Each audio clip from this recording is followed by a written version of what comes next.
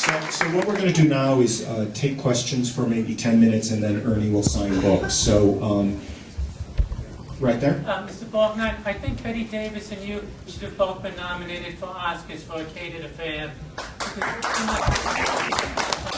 You seem like a real-life married couple. What did two of you do to achieve such a sense of camaraderie on screen? Want to hear a funny story? This is what actually happened the very first morning I was shooting. First time I met Bette Davis, you know. I had sent away for a picture from her when I was in the service. The only one I ever sent away for. And I showed it to her later on, but she said I was never that young. But this is what happened. We had Richard Brooks, a wonderful, talented man, a writer, director, everything. And evidently he had come across something that upset him that morning, including the script and everything else. And he just ate actors alive that morning. And so we started this scene, the very first scene, when I come home after working. And the daughter comes in and says, I'm going to get married. Oh, yes, okay, fine. And so we started that scene, and there was something wrong. And finally he said, listen, I've got to go look behind the camera. He said, work on this scene and see what you can do with it. So when he left, I said to Miss Davis, I called her Miss Davis at the time instead of Betty. I said, Miss Davis, I think I know what's wrong. She said, what is it? I said, it's a matter of timing. And so she said, let's try it. And it was just a matter of timing, bang, bang, bang, we worked it out, just like that. And he came back and he said, all right, let's see what you can do with this goddamn thing. And Betty says, Richard, you weren't watching, were you?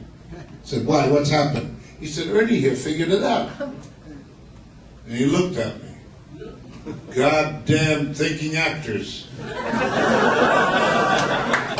I mean to tell you, that scared the hell out of me. So he said, all right, let's do the scene.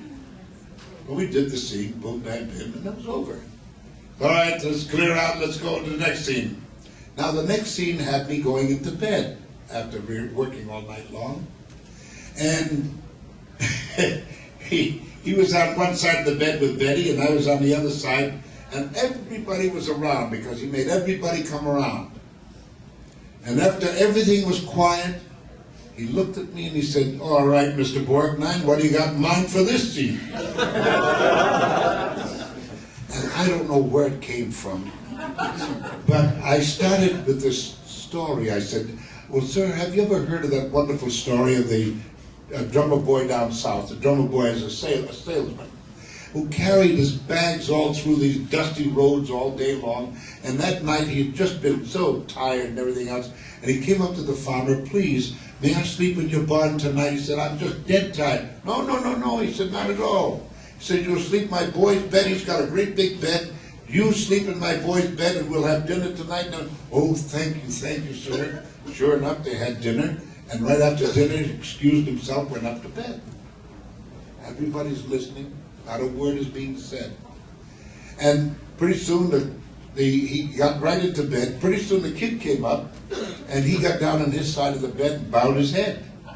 And the fella cocked open one eye. He said, gee, look at that. I haven't done anything like that in years.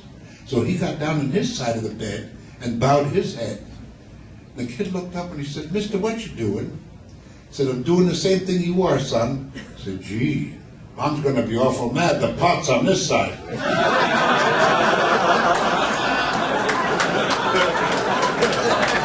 He never bothered me again.